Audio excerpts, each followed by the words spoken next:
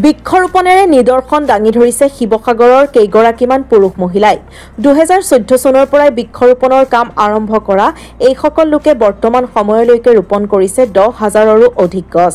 শিৱসাগৰৰ বিশিষ্ট সমাজকৰ্মী পুলিন হাজৰিকাৰ নেতৃত্বত আৰম্ভ হোৱা এই বৃক্ষৰোপণৰ কাম আগবঢ়াই নিয়াৰ লগতে ৰোপণ কৰা গছসমূহ নিয়মিতভাৱে লালন পালন কৰি আহিছে এইসকল লোকে।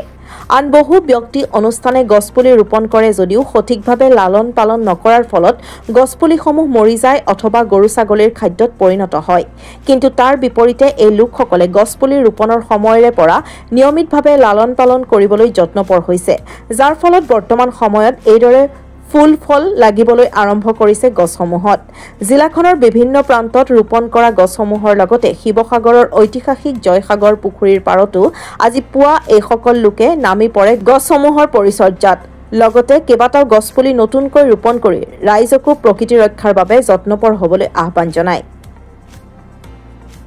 শিৱসাগৰৰ পৰা ৰাতু কুমাৰ দাসৰ ৰিপৰ্ট, লেংডন বাতৰি। এই যে বৃক্ষৰোপণৰ কামটো কেতিয়াৰ পৰা আৰম্ভ কৰিছিলে, কি চিন্তা কৰি আৰম্ভ কৰিছিলে, আজি দেশত কিমান গছপুলি ৰোপণ কৰিলে আৰু আপোনালোকৰ লক্ষ্য উদ্দেশ্য কি কৈ দিয়ক।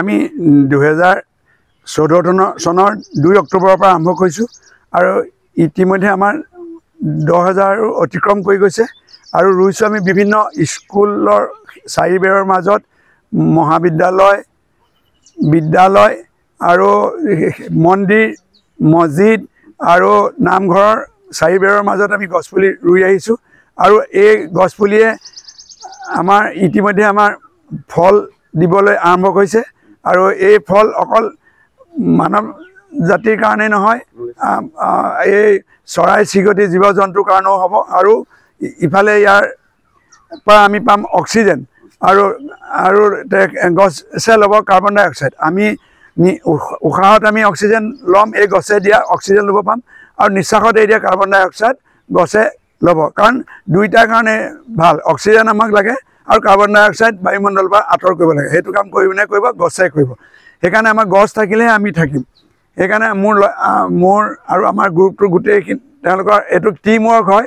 সকলোৱে আমাক সহযোগিতা আগবঢ়ায়। হয়তো মই যদি কিবা কাৰণত পিছ হৈ থাকোঁ, মোক পিছফালৰ পৰা আকৌ ফোন কৰি তেখেতলোকে মানে আগবাঢ়ি আহিবৰ কাৰণে, মনত জোৰ দিবৰ কাৰণে, যদিও মই এই গ্ৰুপটো লিড কৰি আছোঁ, তথাপিও সহায় অবিহনে, টিমৰ সহায় নহ'লে আমি একো আগবাঢ়ি যাব নোৱাৰোঁ।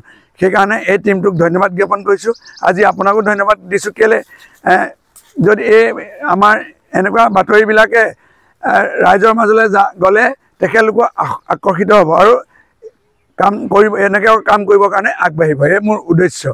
আপুনি কেনেকুৱা ধৰণৰ কি গছ ৰোপণ কৰিছে? মই ইতিমধ্যে বিভিন্ন গছ ৰুইছোঁ, লগত বেছি প্ৰাধান্য দিছোঁ ফলৰ গছ, যেনে মধুৰি গছ, অমৰা গছ, আটলাছৰ গছ, লেটেকু গছ ইত্যাদি ইত্যাদি। বিভিন্ন ফল, কঁঠাল গছ, আম গছ, বিভিন্ন জেগাত বিভিন্ন।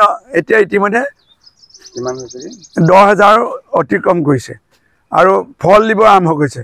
নৰা বগৰী মই নিজে ৰাতিপুৱা আজি দেখি আছোঁ, নৰা বগৰীও লাগিব লৈছে। লিচু গছ, কোন কোন স্থানত আপোনাৰ স্থান যেনে জোনাকী নগৰ, বলিয়াঘাট, পথলিয়াল গাঁও, ৰাধিকা নগৰ আৰু শিৱসাগৰ টাউনৰ বিভিন্ন ৰাস্তাৰ কাষত ৰোৱা হৈছে। বিদ্যালয়বিলাকত আছেই। এতিয়ালৈকে 10,000 অতিক্ৰম কৰিছে। 28 পুখুৰী পাৰত আমি ৰুইছোঁ ইতিমধ্যে। আমাৰ তাত ৰোৱা গছপুলিবিলাক ইতিমধ্যে শিৱসাগৰ জাতীয়তাবাদী যুৱ ছাত্ৰ পৰিষদে দায়িত্ব লৈছে, তেখেতলোকে মানে লালন পালন কৰিবৰ কাৰণে। এইটো বৰ ভাল খবৰ আমাৰ কাৰণে।